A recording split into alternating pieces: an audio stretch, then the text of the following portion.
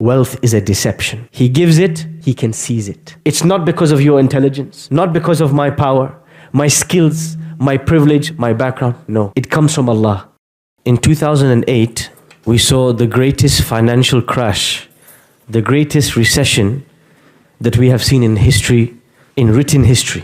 People for decades had been placing all of their money in savings accounts, in investment accounts, in ISAs, in FTEs, in stocks. And they had left their money there thinking, I trust this process, everything will be fine. And one day they'd wake up and their life savings suddenly doesn't exist. In the same process, we found out that a number of people who were on Wall Street in the US, the people who were the heads of financial institutions, were actually lying to people, stealing money from people, pyramid schemes, Ponzi schemes. We realized how much of it was a lie, but for us to realize this, the whole thing had to crash. People had to lose millions. They had to lose their life savings. We said that Surah Al-Kahf is about deception. 4 lies that we are told in this world, and how to realize that we are being lied to. In this story, we are talking about the deception of money, of wealth. What happens when somebody becomes successful materially? When somebody gets a promotion or two, somebody gets a degree or two, somebody does well in business, somebody gets a large inheritance from their parents. What happens mentally? You start to feel entitled. You start to think, I get the credit for this. I contributed to this. My intelligence, my hard work. And what starts to happen? You start to put more trust in savings accounts, in banks, in processes, in people. You start to trust them more, and Allah subhanahu wa ta'ala starts to get removed from the picture. The story of these 2 men, what is this story? One of these 2 men, Allah had granted a beautiful farm. Jannatani min a'nab, 2 gardens of grapes, and surrounded by palm trees, and a river in between them. A beautiful sight to the eye, a successful operation. كِلْتَ الْجَنَّتَيْنِ آتَتْ أُكُلَهَا وَلَمْ تَظْلِمْ مِنْهُ شَيْئًا.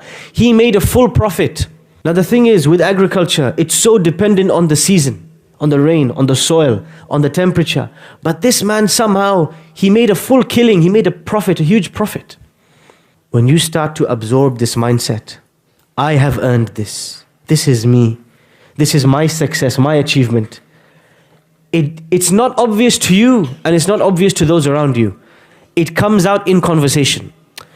You know that Range Rover that I have outside? I'm thinking of upgrading it this year. You slip it in. You know those 3 houses next door? Yeah, I own all of them. You just slip it in conversation. This is what happens with this man and his neighbor. He goes to his garden, he plucks the fruits, he goes to his neighbor. قَالَ لَهُ صَاحِبُهُ وَهُوَ يُحَاوِرُهُ. This is really important. While chatting to him, you know, like you normally chat to your friend. How's it going? What's new? Yeah, I just bought a Bugatti yesterday. And he just slips it in. أَنَا أَعَزُّ مِنْكَ مَالًا وَنَفَرًا. You know, I've got more wealth than you, and I've got more employees, you know. He just slips it in like that in the conversation. And then he goes back. So now, without realizing, he started to boast to people around him. And then he goes back to his garden. وَدَخَلَ جَنَّتَهُ. The mindset is so deeply entrenched inside him. He enters his garden. وَدَخَلَ جَنَّتَهُ وَهُوَ ظَالِمٌ لِنَفْسِهِ. He enters his garden without realizing he has a disease in his heart. What's that disease? قَالَ مَا أَظُنُّ أَن تَبِيدَ هَذِهِ أَبَدًا.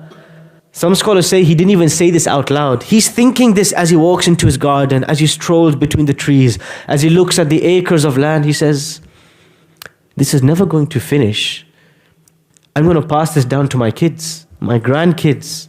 People walk past their properties, they walk past their cars, they go and they log in to see their savings account. They say, you know what? I did a good deal. I made a killing. I made some smart investments. I'm going to pass this to my kids. It doesn't cross your mind that in an instant the whole thing can disappear. He says, I don't think this is going to vanish at any point in time. He starts to feel safe with his wealth. He starts to feel this thing is going nowhere. But that takes him to something more dangerous. وَمَا أَظُنُّ السَّاعَةَ قَائِمَةً. I don't even think the day of judgment will come. وَلَئِن رُدِدتُّ إِلَىٰ رَبِّي لَأَجِدَنَّ خَيْرًا مِّنْهَا مُنْقَلَبًا. And even if there was a day of judgment, even if I go to Allah, look how much wealth He gave me. Surely He's going to look after me. You start to think that the wealth you have, the blessings you have, the house you have, the clothes you have, the children you have, you start to think this is because Allah loves me. That's why He gave me these things. So I'm going to get a default access to paradise. His neighbor stops him right there. And he asks him the hard question. أَكَفَرْتَ بِالَّذِي خَلَقَكَ مِن تُرَابٍ. How could you be ungrateful? Do you not remember that one day you were sand? This is the solution to all arrogance and pride and attachment to wealth and attachment to this world and love of the means of this world and its trinkets and decorations. Remember, one day we were sand, we were dust, we were clay, and everything else will turn back to dust. ثُمَّ مِن نُطْفَةٍ. And then you became a small piece of flesh. ثُمَّ سَوَّاكَ رَجُلًا. And now you are a man. How did you come to be from nothing? Allah made you from nothing. He made your wealth from nothing. You are not everything, you are a speck. Remember this. And then this man says, لَكِنَّ هُوَ اللَّهُ رَبِّي. He says, but me, Allah is my master. Everything I do, I know it comes from Him. I see something beautiful in my house, I say, He gave it to me. Not for a second do I think it belongs to me. I know He can take it away any moment.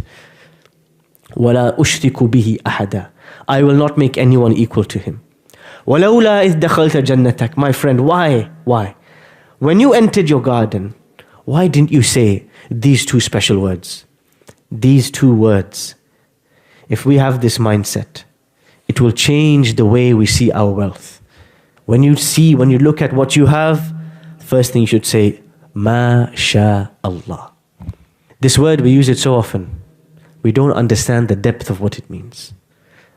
Ma sha Allah means, if Allah did not will it, I would have nothing today.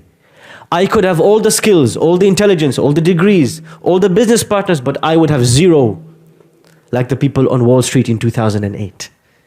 $100 billion disappeared overnight. Where did it go? Nobody knows. Overnight.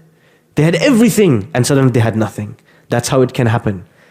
My Lord is the one who gave it to me. Second phrase, La quwwata illa billah.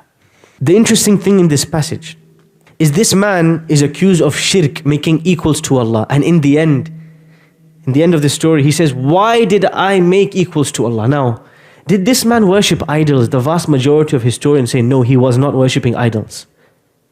Then how is he committing shirk? How is he making equals to Allah? This is the type of shirk that many of us commit and we don't realize it. Shirkul asbab. When we start to think that the machines and the means and the people and the processes are doing things, not Allah. When you put your clothes in the washing machine and you think, that's cleaned my clothes. No, Allah cleaned. Allah subhanahu wa ta'ala is the ultimate will. If He willed it, you could have put your clothes in there, put the soap in there, the powder in there, and nothing would have happened. When you lock your door and you think, my security system protects my house, and you start walking, feeling safe inside.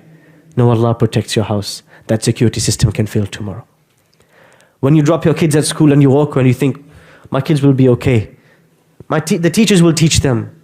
No, Allah gives them knowledge. And if Allah willed, no teacher could give them anything. Allah is the doer. Everything else is just a means. Everything else is just, when you get your paycheck at the end of the month, you think, my boss paid me. No, Allah paid you. He sent it through your boss. Everybody in this world is a postman. Allah is sending the letter. They are just carrying the message.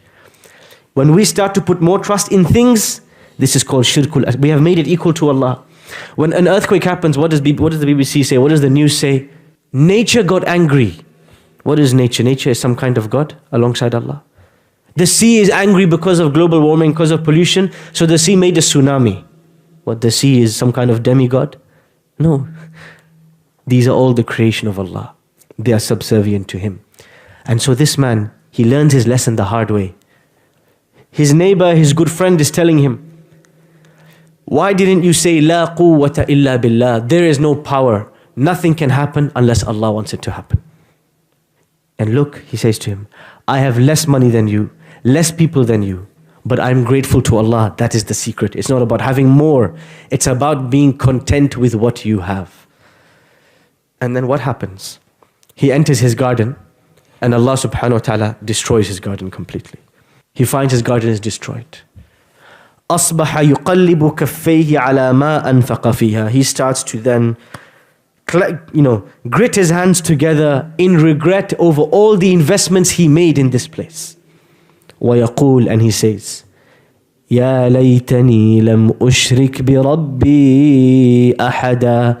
Why did I put my trust and feel safe in the process, in the nature, in the plants, in my employees? Why didn't I say this all came from Allah? Look what happened. In one moment it disappeared. One moment it's all gone. And then Allah subhanahu wa ta'ala concludes the story and he comments, وَلَمْ تَكُنْ لَهُ فِئَةٌ يَنْصُرُونَهُ مِن دُونِ اللَّهِ.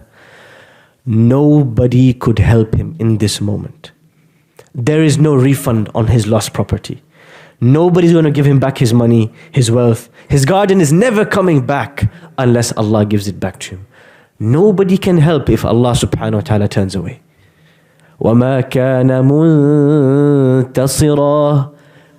And nor can he do anything to revive it. The game is over.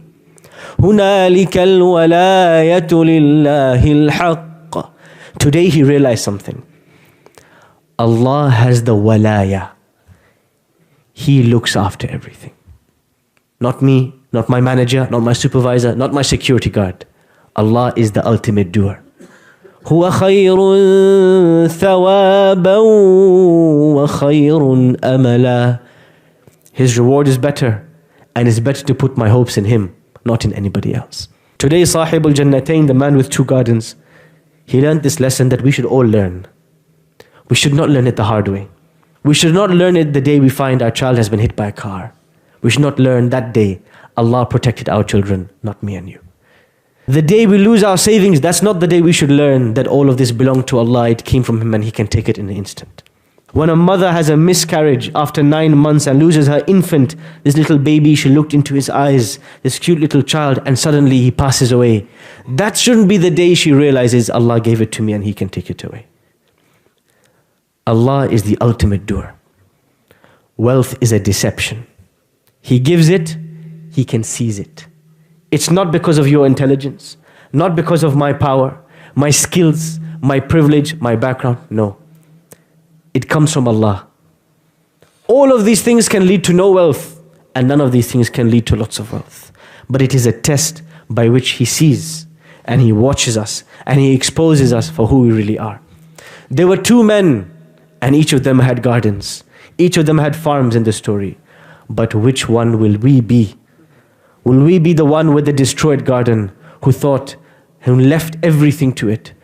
Or will we be the man who had less but was content, but was grateful, and Allah will give him a much bigger garden in the afterlife?